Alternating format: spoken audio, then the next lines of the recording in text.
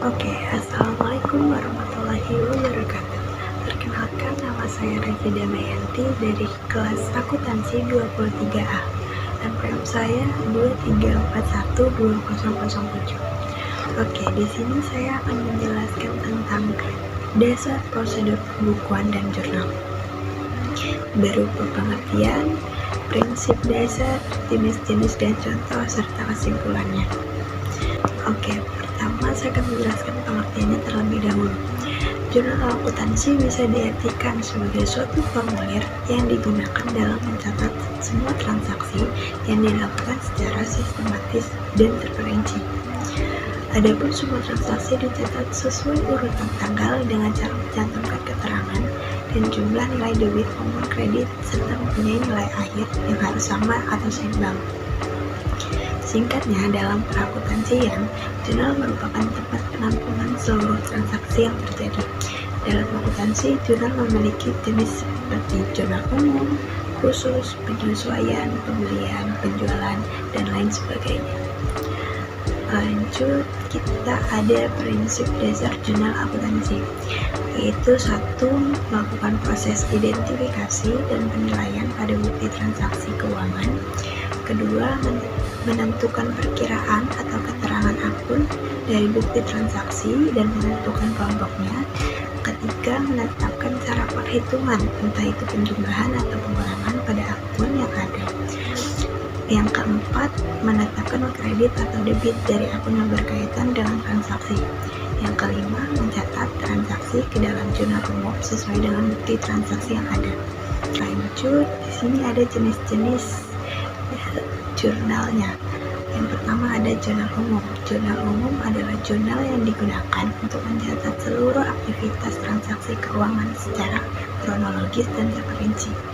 Biasanya jurnal umum digunakan oleh perusahaan jasa karena transaksi dalam perusahaan jasa lebih mudah untuk dicatat berdasarkan urutan tanggal. Nah, ini dia contoh dari jurnal umum, meliputi kas, modal, perlengkapan, usaha, beban listrik, dan telepon itu dijadikan satu. Lanjut, di sini ada jurnal khusus. Jurnal khusus adalah jurnal yang dikelompokkan sesuai bentuk transaksi.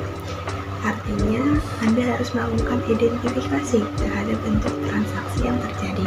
Baru setelah itu mencatatnya pada jurnal khusus. Kebanyakan perusahaan dagang yang menggunakan jurnal jenis ini. Nah, jurnal khusus terbagi lagi menjadi beberapa jenis. Di antaranya adalah 1. Jurnal penjualan. Adalah jurnal yang disusun saat Anda melakukan penjualan barang secara kredit kepada pelanggan. Berikut adalah contohnya. Dan yang kedua, ada jurnal pembelian. Jurnal ini disusun saat Anda melakukan pembelian barang secara kredit kepada supplier. Nah, ini dia contohnya. Dan lanjut ke jurnal pengeluaran kas.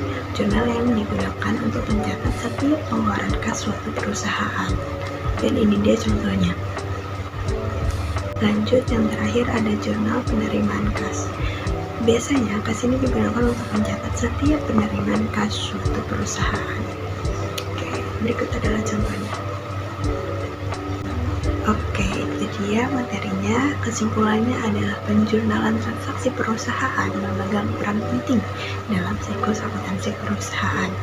Dengan membuat jurnal umum, perusahaan dapat mengidentifikasikan dan melakukan hal-hal yang berhubungan dengan transaksi keuangan, seperti identifikasi terhadap transaksi yang terjadi, penilaian terhadap transaksi, dan pencatatan dampak ekonomi dari transaksi tersebut dalam perusahaan. Oleh karena itu, pastikan untuk menyimpan rapi semua dokumen pembelian maupun penjualan yang terjadi dalam perusahaan. Oke, sekian aja presentasi dari saya. Kurang lebihnya saya minta maaf. Dan terima kasih. Wassalamualaikum warahmatullahi wabarakatuh.